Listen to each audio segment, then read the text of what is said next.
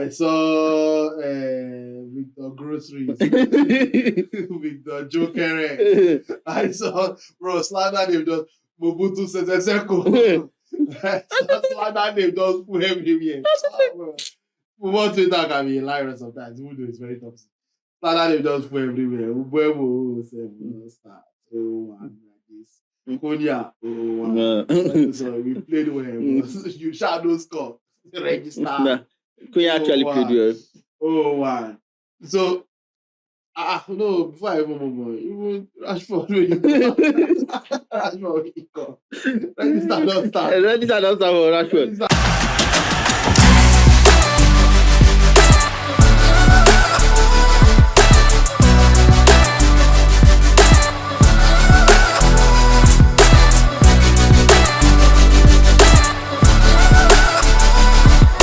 Greetings and salutations, ladies and gentlemen. We have Live Talk.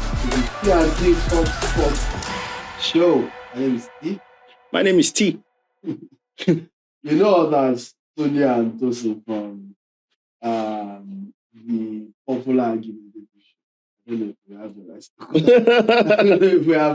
don't know if we have the legal rights, and I don't have money for legal. But yeah, and lots of people are actually, surprised that me and you are not always fighting. That we are actually friends in real life. So here it's a show to actually compare real thoughts on sporting and even non-sporting issues. Yeah. Just, chill time, chill art, talk sports and everything else in between. My name is Tosin and Tosin Abayomi. Yeah, my name is Tosin Abayomi. People say they want to hear more from us. Yeah, you're going to get more from us. That's good.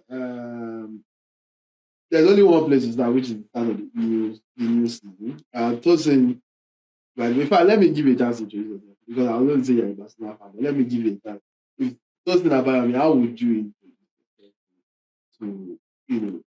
what's the number one notion you want to correct from your current public image? I think the first thing I've been able to establish about my reputation over the years is that Tosin Abayomi is somebody who should be revered when it comes to sports in Nigeria. When you hear the name Tosin Abayomi, you tremble. And that is due to the fact that I'm someone who accumulates so much knowledge about the world of football, about the world of sports. And obviously, Tunde is somebody that is dear to my heart. I don't just jump and speak with any riff-raff off the streets. But Tunde is good in his own right. Yeah, that. In his own right. So we'll be breaking down everything sports, mostly sports, sometimes outside sports. People want to see our faces more. So let's get it. Yeah. I'm not sure that I'm able to correct about myself. And I hope that I'm able to do it in this personal space. If lots of people think that I actually I shout because anytime I'm it's an argumentative show, and you have to convey your thoughts in a convincing manner.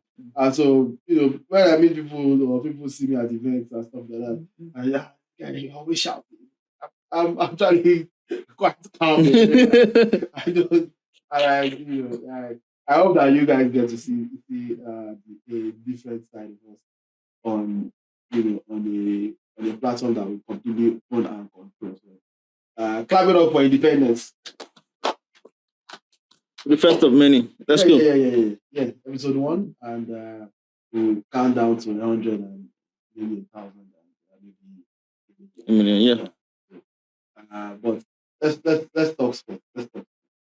Doesn't the Barcelona fan? If you have not figured Guilty as charged. Guilty as charged. Did your team win this weekend? I knew that. I knew it would not take. It didn't even take. We are not even at the 5 minutes mark. Yeah, but it didn't win some bullshit. Anyway. Yeah, Barcelona did win this weekend. 3-0 against Man United. It did not come without its own controversy. Every Barcelona win used to do. What caught your eye this weekend? Let's start with an interesting and fun segment, which is first of all your highlights of the weekend. A lot of people, for me, let's start in the Premier League. I think a lot of people actually underestimating Manchester City. And for me, when they went to Wolves, and I'm not saying Wolves are not one world beater of the side. I paid 6-1 I know that's where everybody's going to go. That Wolves, I'm like, Wolves is not. I can guarantee you something. Wolves is not going to get relegated this season. How about that? There's a strong chance. I don't think Wolves are going to get relegated this season. And we can revisit this at the end of the season. I don't think Wolves are going to get relegated this season. I think Wolves are a 15 to 10 in the Premier League range. That kind of. So they are not bad. And especially their first game of the season on home ground.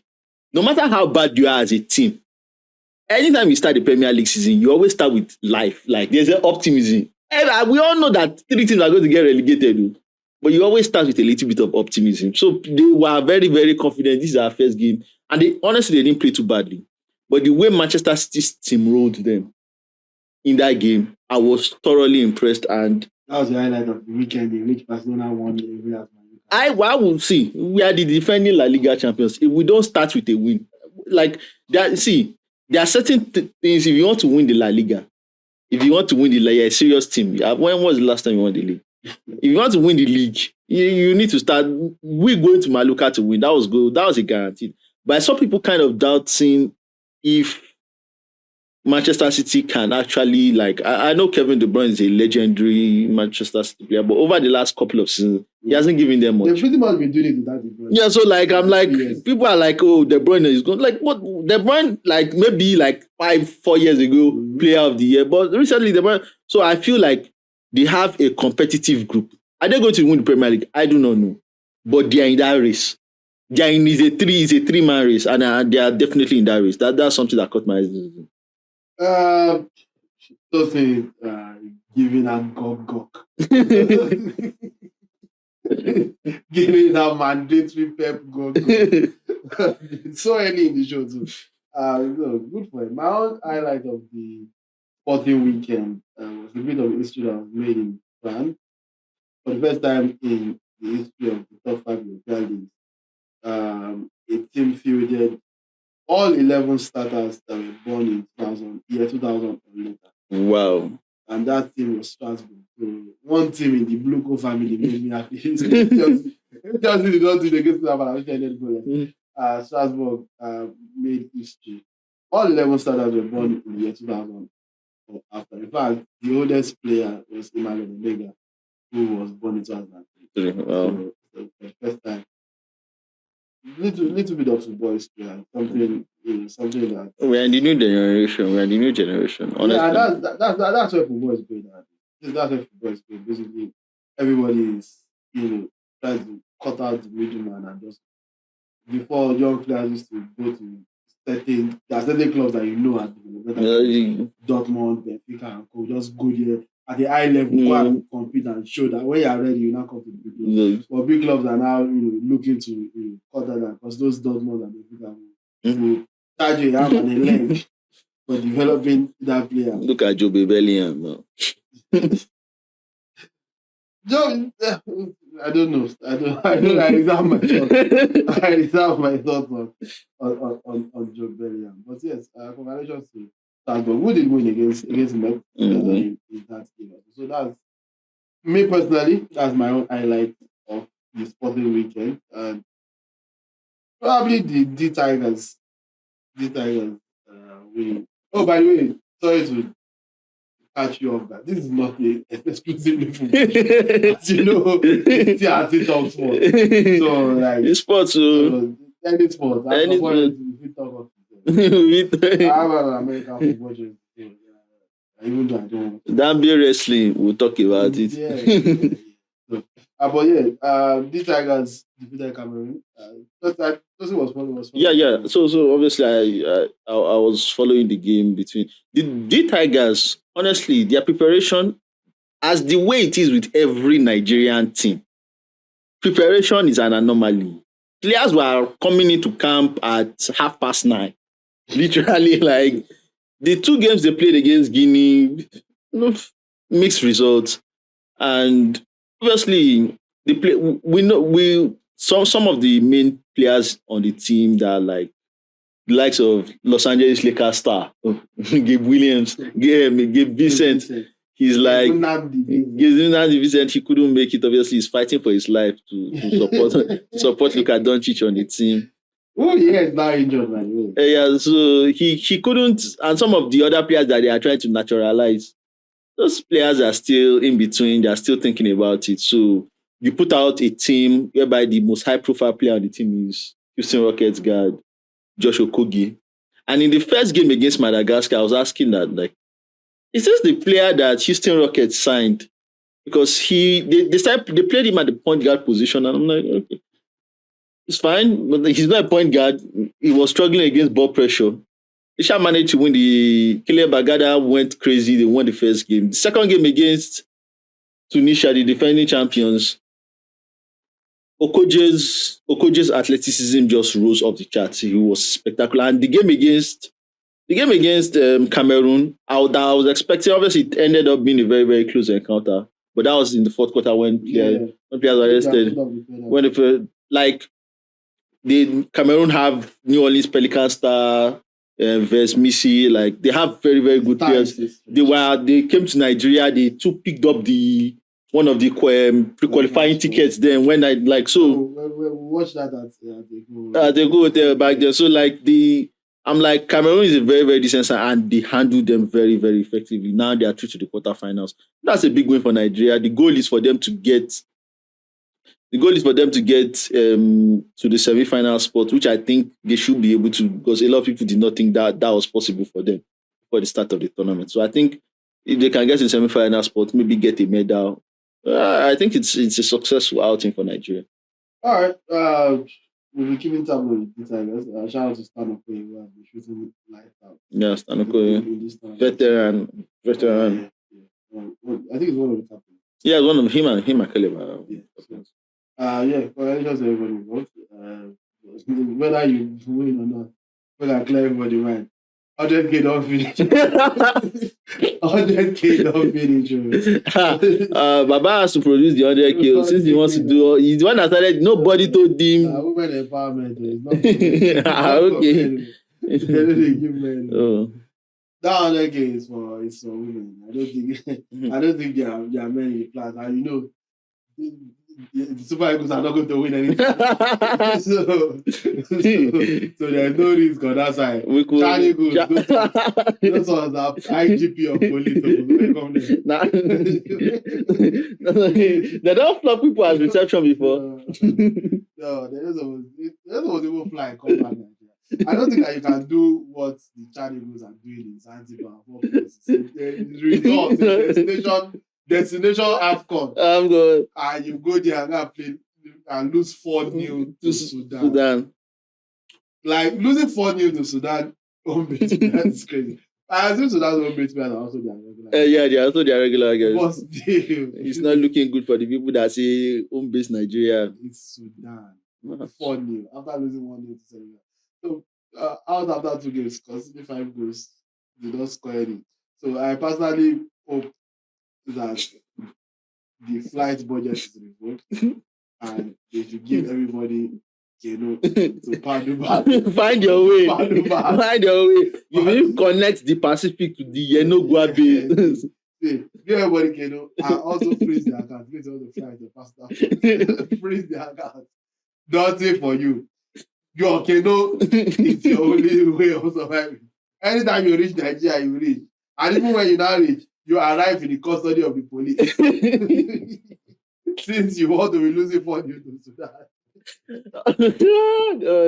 Oh, that one is honestly, I feel that like the Chan Eagles, we'll have a discussion on them when they exit the tournament, when they are done with the tournament. We'll have a proper. No. They may still save face. No, journalists they enjoy. Journalists. Shout out to Jason and Mike the pundits and every other journalist that is covering the Chan AFCON in Zanzibar. You're just cool. I hope you enjoy it. The destination, not the games. And Chris Mbeumo. So I hope you enjoy the destination. I hope you make use of it well. Whether you decide to stay for the rest of the tournament or you come home with these ones that are going to be paddling their way home. But my thoughts goes out to the journalists who spend money and stuff to go to this tournament. But it's not easy. It's not easy. When WAFCON ended, president declared for everybody. Nothing touch guys, and that touch journalists. Even if that $1,000, say all journalists share. Nah, just motivation and like. So these guys actually go out and do the job. So I wish them all the best. The ones that went there to go and lose funny to Sudan, whatever you guys just take it. Anyway, the Charlie goals are not even in my order. We just have to add to it. Well, let's go back to the European football season. Opening week has come and gone. Opening weekend has come and gone in the top 5 leagues. Not all the top, Italy has not started. Italy has not started. Bundesliga has not started as well. But we saw in France, we saw in England, we saw in Spain. What's your impression so far? Have you seen anything so far that is going to make you make a declaration in terms of like season wide? So I'm still waiting for a little bit of time for other games. For like, I always try and monitor and just survey the first couple of games. But a couple of things stood out to me in the first week, especially in the Premier League. Like I said, obviously I started with Manchester City. I'm not going to harp on that again. Another thing that stood out to me would be Tottenham. And obviously I was high on Tottenham coming into the season. I already said that I said Tottenham. I didn't anticipate how much. Maybe it's the Nigerian in me that I always felt that Kudus is more name than ball. And he was decent in West Ham, but he didn't even crack 10 goals last season in West Ham. No, that's West Ham. And I'm like, when they signed him for close to 60 million, I'm like, this is not an English player. Like 60 million, like what the hell is? I know, the way Africa is 60 million for an African is tough. You understand? So like, I was like, what's happening here? Like, especially with the whole Morgan Gibbs White, it was like they had to choose between. But like, I feel like him playing on that team, what I saw this weekend, he really impressed me. Him being able to, he had 2 assists to Richarlison, who I don't know, when he's close to the World Cup here, is able to resuscitate himself from the dead. He's one of the. So like, I was thinking, you know what? I didn't have them in the Champions League places. I had them around that 7th, 8th. I think they finished 14th, 15th last season. No, that was United. 15th was United. Yeah, okay. They finished 16th, I mean. So I knew that they won't finish in the bottom half of the table. But I'm thinking that, like, especially with Aston Villa, I think Aston Villa taking a step back this season. I think Tottenham, with this their new front, like if they avoid massive injuries apart from going to Madison, I think Tottenham is right there. I think this is the first year since, I don't think that happened since 2016, 2017. But I think this is the first year since then that we'll see the traditional big six actually finish in the top 6 positions. I think so also. I think it's over for that disruptor thing that Newcastle and Nottingham Forest and Aston Villa have done over the last few years. I don't see how they enter the top 6 this time. I don't see it. Nottingham may have a little bit of a chance, but all those Brentford, Brentford are in for a long season. It always makes me think about, I don't want to use the term small club in the derogatory way, but small in comparison to the biggest clubs. Yeah. How fans of those clubs do it? Because you have a good season and then you lose your manager, you lose your captain, you lose your goalkeeper, you lose your top scorer, you lose your second top scorer, and you lose your DM to Arsenal. You lose the top scorer went to United. Second top scorer is on strike, refusing to play because he wants to go to Newcastle. Your DM went to Arsenal. Your goalkeeper went to Bayer Leverkusen. Top scorer went to Manchester United. Like, coach went to Tottenham. Where do you? It's not that these clubs are going to sign an adequate replacement or whatever. It's going to be let us build again. How do you do it? You support You have Frank the Tank Oyeka now. Shout out Frank Oyeka. Shout out Frank Oyeka. I think he played. Did he play over the weekend? I don't think. No. He did not. So he was on loan at Augsburg last That's season, and he had a decent spell. Wish him all the best.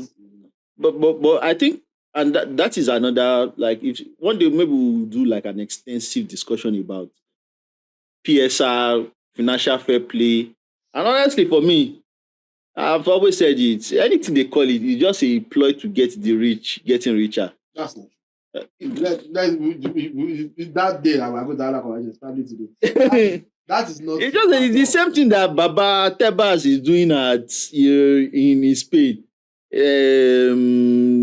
The signing of players in terms of like equity, in terms of revenue, and I'm like, how much revenue is a club like Real Oviedo going to bring that you want to restrict them in terms of their signing, whereby they can't even borrow against the club if they do not produce a certain amount of revenue?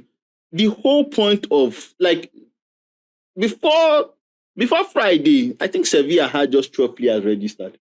Like, how do you, like, what is happening? I saw the news about them scrambling to register Aquada. I'm like, and it's not even these are not even like high profiles, and they signed Aquada from Montpellier for like 4 million. Like, it's not like they are signing like 50 million players. Like, these are like managing. So is this whole somehow the big clubs, they find a way. Cooking, and for me, in my own opinion, cooking the books is easier. It's cooking. See, it's easy. If a state-owned club comes and says, Bangladesh Airlines just gave us 60 million over 8 years to put their sticker on our wrist. You still have to prove that. You still have to prove it. What about if the one of the hostess from Bangladesh Airlines just happened to meet with the Baba Olowo of the team? so like it's easier to just say, okay, do this for me, I'll do this for you. You understand? The rest of go and check La Liga. Now Africa, they're the sponsor. Rwanda Airlines, Zanzibar Airlines, nothing, no money. No money. That's what we are talking about. Let me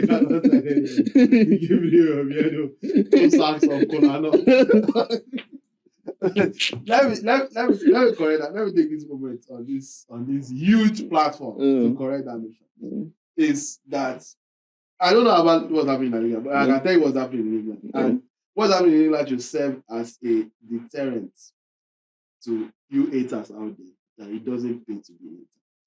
All these clubs that are suffering now, Aston Villa, Newcastle, Forest, and them. They voted for PSR. See, PSR, people only started hearing about PSR like the last 2 years. So you did not know that has been in existence for 10 years. And PSR came into existence specifically to stop clubs like Manchester City and Chelsea. Specifically. Because you don't want a case where a rich owner can just come in and he will just be buying and there's no regulation. So it's now became, yes, whether the owner is rich or not, you cannot spend more than what you cannot spend more than the allotted percentage of what you earn. So, and again, you cannot borrow against yourselves that much because you want to protect the club. You don't want the club to liquidate. You have seen many English clubs, many traditional English clubs go out of business. But let me ask a question. I would say that, like, no matter how valuable, especially stadiums that have their own ground, it's not that they are borrowing like a stadium. If you have a stadium, you have your own stadium, you have your own facility, you have your own training ground. No matter how much you incur debts to a certain level against your team, you will still always find a buyer, especially in the Premier League. So saying that they shouldn't borrow especially if it's borrowing to fortify the team or like, it's kind of... There are too many traditional English clubs that have had to go into administration or been on the verge of packing up and then somebody swoops it. You want the clubs to be sustainable. That's what the S stands for. Profitability and sustainability rules. We don't want the case where somebody will just come and drop. And guess how many teams voted for this? I think 14. Yeah. 14 out of 20. And out of that 14, all the players are complaining now. Yes! Because at the time, it did not occur to them that at some point in the future, Saudi will buy Newcastle. And then we will now be the ones that now needs to. And when people talk about the fact that, oh, Chelsea have spent 3 billion so far, Chelsea allowed to spend and Newcastle are not allowed to spend. You can call what Chelsea are doing, you can call it that creative accounting. Or you can, first of all, inherently, Chelsea are a bigger club. Yeah. This guy. So they already have channels of making more money anyway. But even where they now fall short, they are able to take advantage of those loopholes. Like when you see those random transfers, like you sell an academy player, you sign an academy player from Aston Villa that is never going to play for Chelsea, sign him for 20 million, and then you send a Chelsea player to Aston Villa for 20 million, and they calculate it. It's not a swap deal, they calculate the fees differently so that it can reflect well on your PSR bill that's calculated every 3 years. So stuff like that. And then stuff like selling your own women's team to yourself. Actually, stuff like selling the Chelsea hotels and stuff like that. So whatever they can do to get the LD PSR bill, these clubs are doing. And guess what the smaller clubs are doing, or what at least what their fans are doing, whining and complaining and saying the league hates us. No, the league does not hate you. In fact, it's better for the Premier League for Newcastle to be able to sign Kylian Mbappe. That's what everybody thought would happen when the Saudi machine came over Newcastle. When it was UAE that bought Manchester City, it was unethical, it was disgusting, it was blood money. Same thing with Russia and Chelsea. But as soon as Saudi buy Newcastle, all of a sudden it's why can we not sign? Why can we not keep our best players? Gordon is okay now. Gordon not you are okay. So when you are a state-backed club and the best you can do is transfer windows, you are a winner. It shows they waste your Saudi juice. That's the truth. Yeah, so I hope I've been able to clear up your. Don't be a hater. That's what you should learn. That's what you should learn from this PSR issue. But let's still talking about the European football season. Another interesting segment. Tell me 5 things you guarantee us will happen. It doesn't have to be grandiose position. It can be little things. And if you want to go grandiose, because I know you like to do it big. But 5 things you believe will absolutely happen this season in any league across, just football generally, something that we cannot relate to. This season, obviously we know that this is the domestic donkey league. I think Bayern Munich will obviously win the German Bundesliga. That was a layup. That was a layup. We can also pencil in Paris Saint-Germain also to win their league. Now I think either Arsenal or Manchester City, whoever actually one of those 2 teams are more suited for cup football. And I think they have if the draw is favorable to them, I think because of the way I'm going to talk about the way Arteta has been playing his haram football, but today is not that day. I think one of those 2 teams actually have this. I actually think one of those 2 teams have the components, especially with Manchester City now playing on the counter-attack because of the way Reinders plays. He likes to, he doesn't hold on to the ball. A lot of people feel that, his touch release. Reinders is a proper box. Yeah. So he's not like De Bruyne who that needs to orchestrate. He's touch and run, touch and move. Do need to shoot. And it's kind of run, makes his decisions. Except Guardiola also complicates things by playing shaky and folding. One is enough.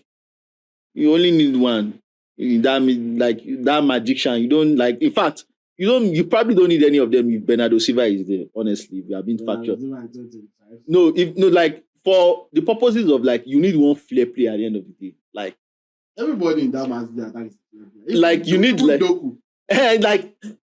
wide players, you have to be flair players, but like in that midfield area, you understand that you need one flair player. So if you are playing Bernardo has better work rate than the rest of them. So just leave Bernardo there and let play on the counter attack that So way. what is this? I'm predicting that like these two teams that have now reinvented themselves towards counter attacking football. Who? Arsenal and City. And Arsenal did not reinvent anything. You don't see them against United. They were horrible on the break. It only took one game for me to start saying Gyokeres Timberland edit. Timberland edit that we're saying for Lukaku. We'll talk about that later. Yeah, but like Arsenal have decided. Look at Manchester United had like, I think 57 or 58% possession in this game. Like Manchester United, I don't want to even have the ball under Amorim. Had possession because Arteta doesn't give. He just the desperation to win. We'll talk about that, but like I feel like teams that play counter-attacking football, especially with it's similar to what Barcelona also we had under as a flick last season. Teams that play counter-attacking football have like this like spirited runs in the Champions League. So I feel that like one of Manchester City and Arsenal, one of those teams who actually go deep into, at least should get to the semi-finals of the Champions League. That's not a real prediction. Because you can, I say, tell me 5 things, I'll definitely happen. Definitely, okay. So, I'll take it. Because that's still. Yeah, I think that one of. I'm just using loopholes at this point. 3 predictions so far. I said PSG will win the league, Bayern will win Bundesliga, and one of Manchester City or Arsenal will make the Champions League semi-final. Okay, let's go to my Spanish. Let's go to my Spanish. 3 of 3 from the field. Shots are exclusively from under the basket. Let's go to my Spanish team, my only team also, FC Barcelona. I think this season,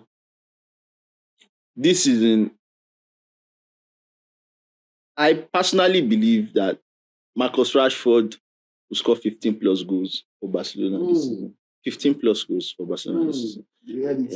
And a lot of people are like, I feel he's going to score 15 plus goals. He didn't really. Well, that's against my Gyokeres, but like because from what I've seen from Robert Lewandowski this season,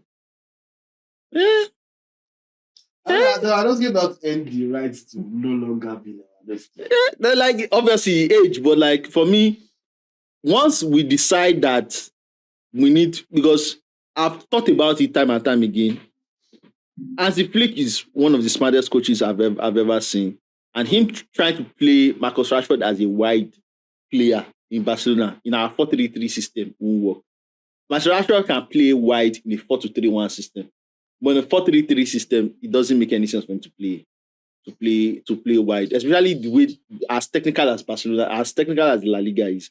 So once he develops this mentality that, you know what, I need to play Rashford as the backup to Lewandowski, and they become in competition with each other. Instead of Ferran, whatever that one is doing, instead of Ferran, I believe Marcus Rashford will hit the ground running, especially with the pace of Yamal and Rafinha. I think he scores 15 plus goals. Barcelona win the league. That's number 4. Win 5.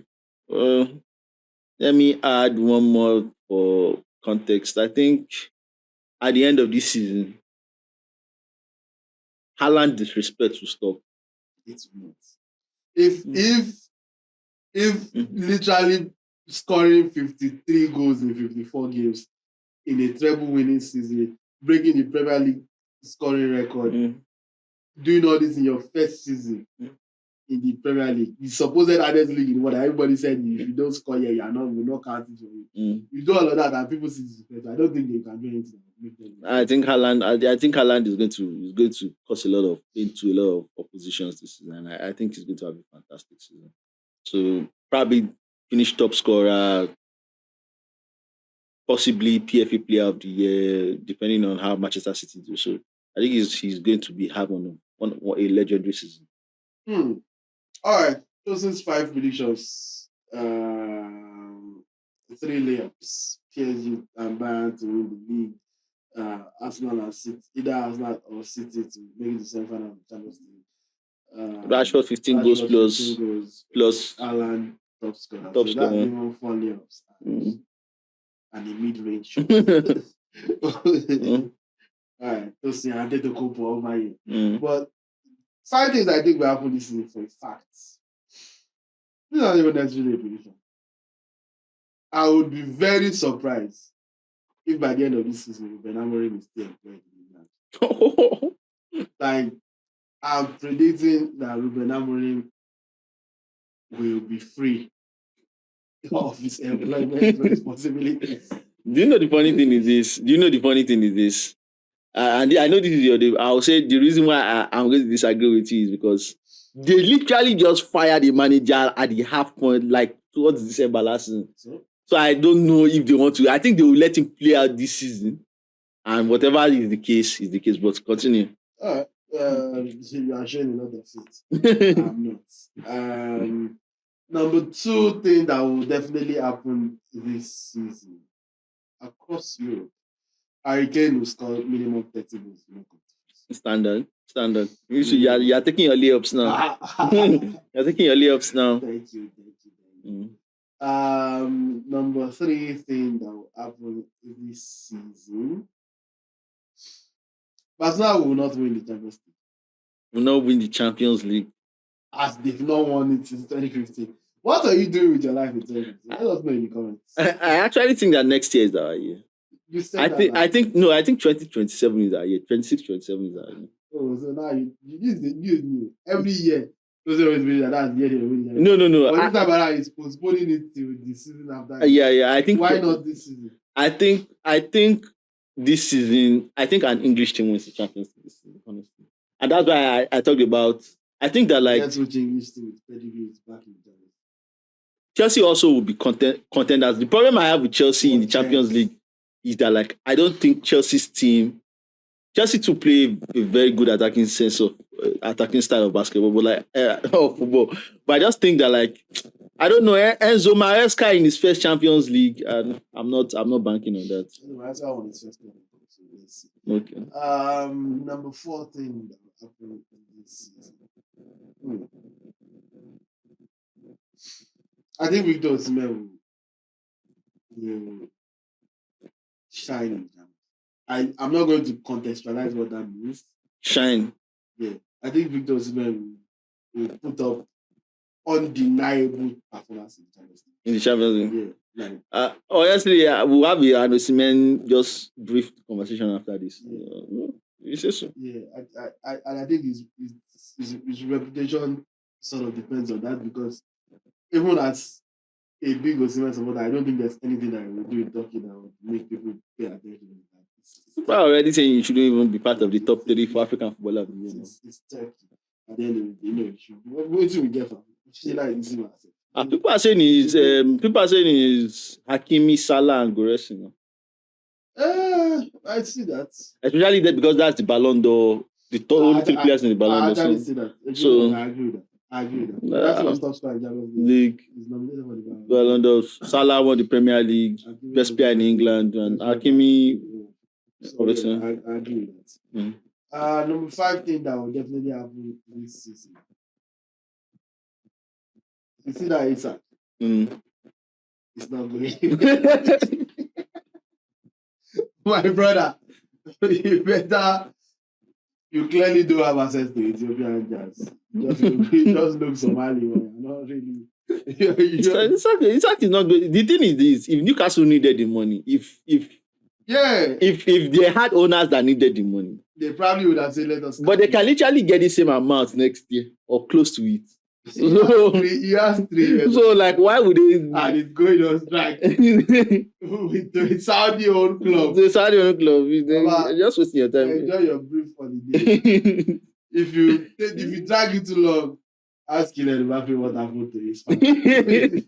Use that Mbappe see the ads for him fund. You know see the ads. Mbappe never carry people go court. Mbappe's reputation was tarnished. His family was attacked. Friends. You continue doing what they want the transfer window to close first. You continue. Better than you close. That apology letter, you better pick a good font. Use Calibri. No use Times New Roman. You use sans serif. You sans serif. Apologize to people of Newcastle and be a good lad. contribute your 10 goals for the season. Move on with your life. Move on with your life. Champions League. You tell yourself to them win. Champions League, yeah, they try force me. You said, but remind me of that. That you know that meme, that Pastor Enigma picture. That meme kills me every time. That meme kills me every time I see you said, but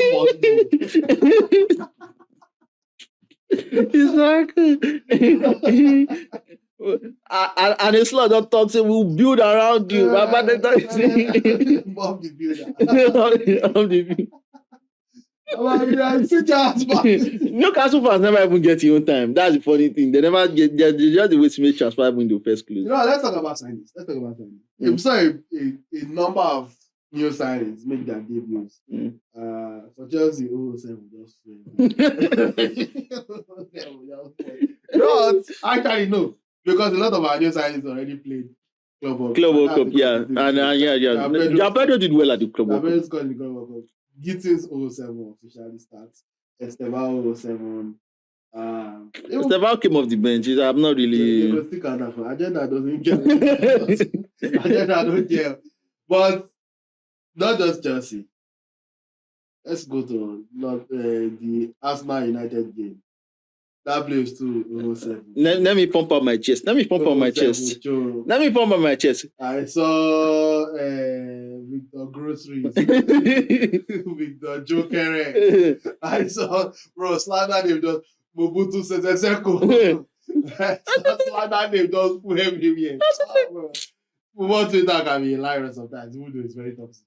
Slander name just put everywhere. Mbeumo 07 start. Cunha, so we played well. You shadow score. Register. Cunha actually played well. 1. So, no, before I even move on, even Rashford, Register don't start for Rashford. But no, Rashford, once he changes his position. But let me talk about, because I'm not going to say much about Sesko.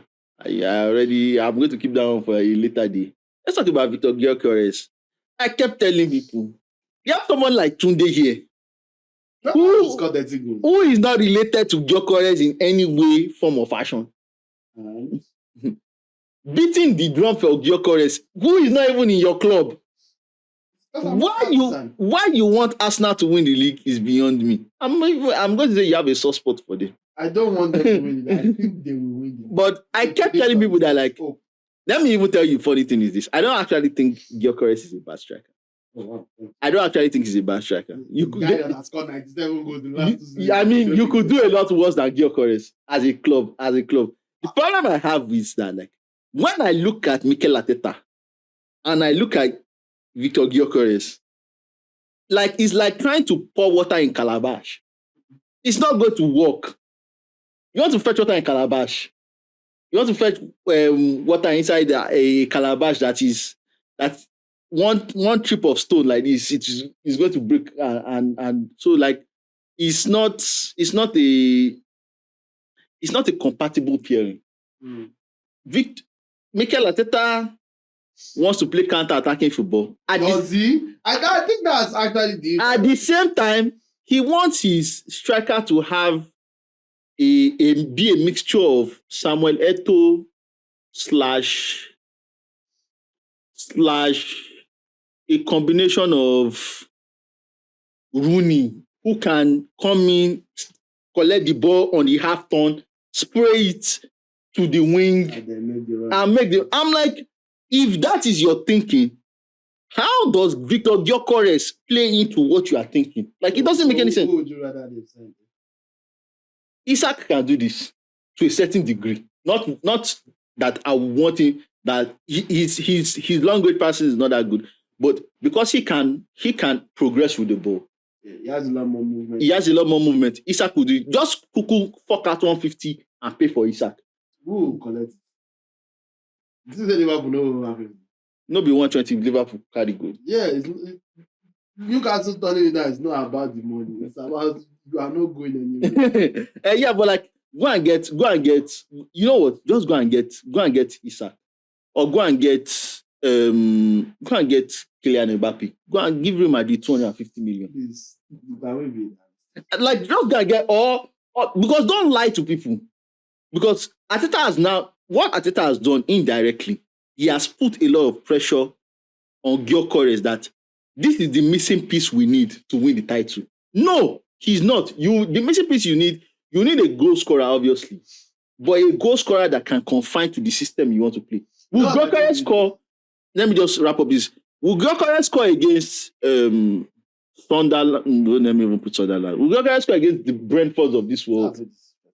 And the all those Carabao Cup game? Of course, he's going to still get his numbers there.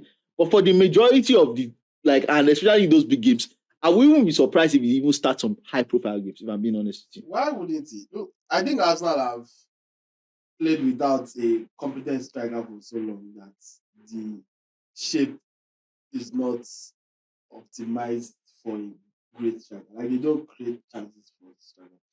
Gyokeres just did here. He was just soft. Me and him had the same amount of chances. When he was clapping, when he was clapping and leaving the field, he was clapping that now my destiny with this. He was just suffering. No chances to even miss in the first place. But I think that they will figure it out. I think Arteta is a great manager. He will identify the issue and he will figure out a way to get his striker some good chances. And I think that Gyokeres with chances will score goals. Do you know what would be good? Do you know what would be good? If he can just play two up top. Just go back to the 4-4-2. And it's because Martinelli, in my own opinion, Martinelli and Odegaard are a waste of space. In my own personal opinion, Odegaard is not doing anything. Odegaard is just caressing the ball.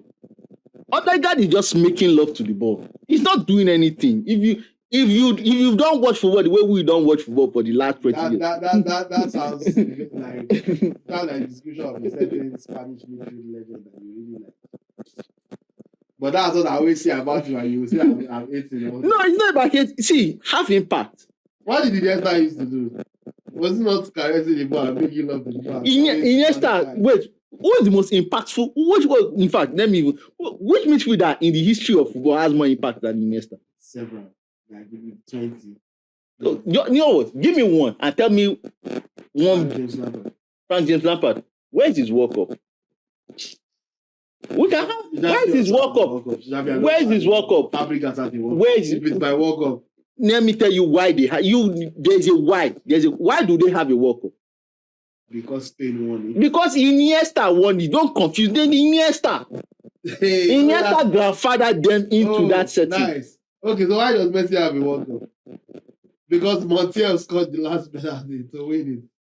Is that the logic check out? That's a penalty. That's a penalty shooter. That's a penalty shooter. That's the logic check out. That's a penalty shooter. The logic check out. Iniesta said, "I will take responsibility." So did Montiel. Did Messi not score his penalty? Messi did it. Montiel. Did Messi not? Montiel they play with him. Messi had to set the tone now. Messi had to calm the nerves. Antonio. Messi had to calm the nerves that you guys, your future is bright. I will put you through. This is you guys just copy from me. Now the the result to the test with this. Just double, you go pass. You understand? Tosin, this whole 7 convention is entirely about who do you think will flop and who do you think will make it among the new signings so far, based on what we've seen. Based on what we've seen, I like the few minutes that Sesko came on. Even though I don't think Manchester United is a team that creates a lot of chances, but he closed that. He ran into the difference between him and Højlund is that he runs into the channels in a way that he can beat his first defender. Sometimes Højlund wants to play ball to feet. Give me the ball in the feet, and he's not strong enough to hold up the ball. And I'm if even Lukaku, who has the muscles and God gave him that. I don't know much about the brains, but the muscles are there. That is racist. No, I'm not saying that the muscles are there. You can see it but even he was struggling to hold the ball to feet against tough Premier League defenders. Højlund came into the league at 20 or 19, whatever the case is. started trying to hold up. I'm like, what the hell are you doing? You should run the channels. And it's not as if you are slow. You have pace. So Sesko gives them a new dynamic whereby, like, especially if they play Cunha and Mount, I believe that should be the starting letter. Sesko, Cunha, Mount. If they play Cunha and Mount, those guys and Bruno Fernandes, who knows? I don't expect him to do magic, but I think he's still much an upgrade on Højlund. As for Gyokeres, he's just like fetching water inside a basket. It's just a waste of space for me. So you think Sesko will make it, but Gyokeres? I think Sesko, for what if Manchester United have a long-term view on Sesko, he can play in most. He can play the style that Ruben Amorim actually wants to play. With the statistics on this Sesko issue.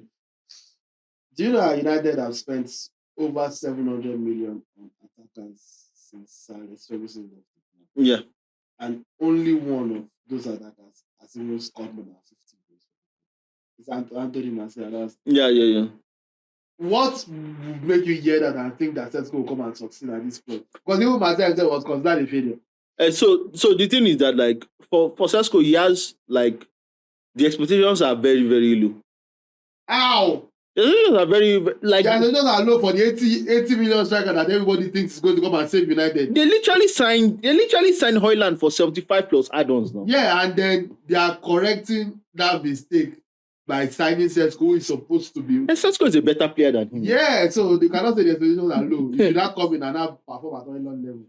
No, he's going to be better than Højlund. That's so, like, if the bar is Højlund, he's going to clear it. For Gyokeres, the bar is high because the expectation is that, like, some people think he's going to score. How many goals did he score last season? Is it 43? 53. 50. Yeah, 53. 53. Literally, I think he scored 30 goals in all competitions. Yeah. I think he gets close to 30. I don't think he really hits 30 on the mark. I don't think he hits 30 on the mark. I think he scores minimum 30. Yeah. I don't think he gets to 30. As soon as he hits his stride, after just need to find a way. For João Pedro, I look at João Pedro and Liam Delap as a combination. You have to add their total together. It's not that deep. You understand? So, like, Højlund, João Pedro and Liam Delap add their destiny together. It should give you about, in all competitions, about 19 to 24 goals, both of them.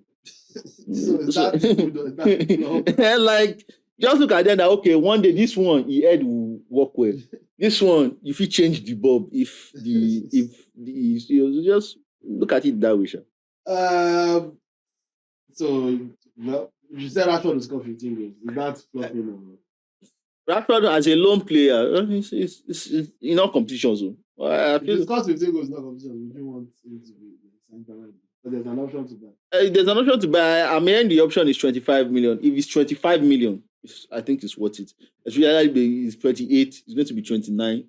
It does at the start of next season. It's 29 for 25 million. You could do worse, honestly. You've done worse. You could do worse. It was free agent. So, like, you could literally do. So if it's 2020, we don't really have much. I'll prefer, let's see the strikers are available next season. But of all the available options for 25 million, if we are going young, 25 million for Rashford next year, it's not bad. All right. So those are things Gyokeres will flop. I think Sesko will make it. Rashford will score 15 goals. I don't think Gyokeres will flop. I just don't think he's the savior. So I ask you, of the new signings, who will flop and who will shine? Who will flop, in my own estimation, is... I think I don't see how Sesko succeeds. Not because he's not a talented young player, but he's gone to a club where it's impossible to succeed. There's a reason. There's one of my favorite quotes. If every bulb in your house explodes at the same time, you don't check the bulbs, you check your wiring.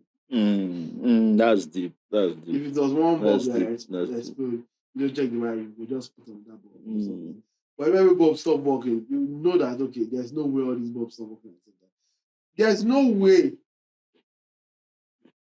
players are not, like, what was the last player that has been successful in United? Bruno Fernandes is the only one I can think of. Probably Bruno. Probably that is a unanimous success. Probably Zlatan. Okay, fair enough. Probably Zlatan. I'll give you Zlatan as well. I'll give you that. So that's true. That you can say, okay, everybody agrees. It's not up for debate. Pogba, I consider it a success, but lots of people say yeah. So the unanimous success, Bruno, Zlatan. That is a horrible record for a club that signs big names. You have a lot to change in that club. So I don't think that it's about the players. I don't think they're even signing by players. I just think it's something about the club. And Sesko going there, I think it's just basically signed his flop agreements. I don't see how he makes it there. Mbeumo, very clear, obvious flop. Like they couldn't write it. You couldn't script a better flop than Mbeumo. You can't script a better flop. You spent 70 million on the Cameroonian. I'm like, does this guy like about rose except you are bringing it to the club for grappling. Like the guy looks like someone that just goes to go and smokes shisha before coming to the. You said that he actually played well. He did. Like, especially Cunha actually did play well. That's the funny thing. Especially Cunha. Cunha actually played well, especially when they took off. Yeah, especially when they took off. Was he not Mason Mount? Yeah. He took off Mason Mount, and Cunha went into the deep. No, I think Cunha actually, for me, he can look at today and say, like, for his first game, but obviously. As a United fan, because we've seen a lot of them with copium. We played. We did not deserve it. Yeah, so Cunha played. Deserve the defeat. The problem with would you be excited? Would you be excited by this performance? Obviously, like, it shows the gap between Arsenal and Manchester United right now. They played their best football in months. Arsenal played the worst I've seen them. It shows the gap between Arsenal and Manchester United. But if you're a Manchester United fan, you should know that at this point in your restructuring, your rebranding, you are not on Arsenal's level right now. Mm-hmm. You are not on Arsenal's level. So it was they didn't come to Old Trafford and dog walk you. They didn't come here and embarrass you. You guys put up a fight, and it's good. And it was a good fight. Now let's move on to other fixtures and let's see what you look like against teams that are on your level in terms of like structural expectations. So honestly, you may actually if somebody puts Crystal Palace ahead of Manchester United right now, I'm not going to say, oh, you're stupid. Like, honestly, I'm not going to say, oh, you're a foolish person. Like, Crystal Palace, Manchester United, bar for bar, player for player. Like, Mateta is up there. I rate Mateta highly. Eze, honestly, right now, if Eze enters that Manchester United team, is a starter. Mm-hmm. So, like, Gueye, starter. Now, there's here, I hearing reports he may leave. Mateta starter. Gueye starter. Eze starter. Watson. Starter. Okay, Watson is on the bench. What's the name of this other? The Nederson starter. Straight starter. That's 5. Right? If you want to add Maxence Lacroix, the centre back, that was debatable, but it might be a starter. Jefferson Lemma might be if you are looking for Baleba. Jefferson Lemma is basically yeah. I see the vision. Yes. Anyway, because we have to wrap it up very soon. There's a segment that is very dear to my heart, which is tracking Nigerian football as well and reporting their activities. So, and I'm using Eagles Tracker, so shout out to Eagles Tracker. Wilfred Ndidi made his debut for Besiktas in their dramatic Turkish Super League victory over Eyüpspor. So on, it ended. Ndidi celebrating. What do you feel about Ndidi's move to Besiktas? I think Ndidi going to Besiktas is, at this stage of his career, let's be honest, you see a lot of Nigerians moving towards Turkey. You see Onuachu, Turkey, Osimhen, Turkey, Ndidi, Turkey. I think that like the time of him dominating in the Premier League is over. Like, obviously, so the Spanish league is a little bit more technical, and the Bundesliga is a little bit too fast-paced for someone like Ndidi right now. So the expectation would be that like it's either somewhere like the French league or the Turkish league, even though the French league is a little bit higher. So it's either those, if he's going to play in a better league, probably the French league or the Turkish league. Yeah, so that's shout out to him. Made his debut for the Besiktas. And he has to play with Tammy.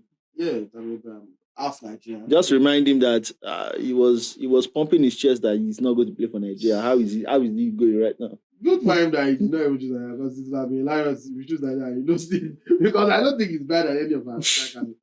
Right now. So it's like Lions, if you chose Nigeria, he has still not making it squad. Nantes in France let go of a Nigerian in Mr. Simon and he replaced with another Nigerian, this time in defense. Chidozie was there back in the top 5 leagues. He made his debut for Nantes. At home against PSG, he almost spoiled my ticket, but we prevailed. Vitinha for Ballon d'Or. So PSG won that game by a goal to me. Remember when I put you on Vitinha?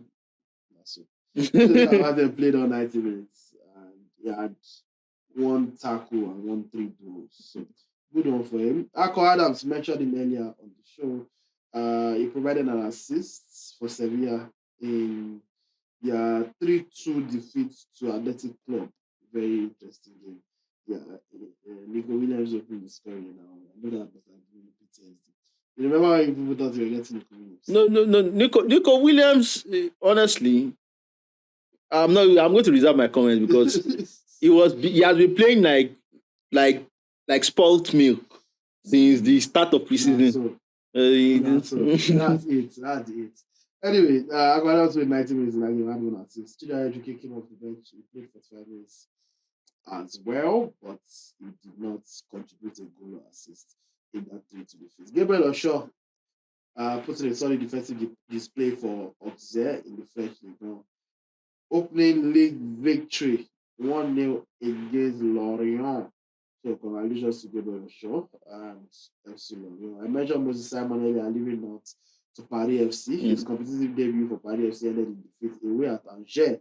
1-0 it ended. So bad start in Paris. Probably the Nigerian star of the weekend was Chrysanthus Uche, the man that is more popular for saying the word the bots of Etafe. He scored 1 goal and assisted another for Etafe as they kicked off their season with a victory against Celta de Vigo away from home to 2-0. So he contributed both goals for Etafe and congratulations to him, the midfielder who sometimes plays in attack. Ola putting a good effort in defense for Nottingham Forest in their 3-1 win against Brentford. Frank Oyeka did play that. Came off the bench. So good to see Frank the Tank getting reintegrated into the squad. I think that's Kawabata and Alex will be both featured for Fulham as they snatched their late draw against Brighton on Saturday. I think that's it for the household names. Victor Osimhen came up the bench.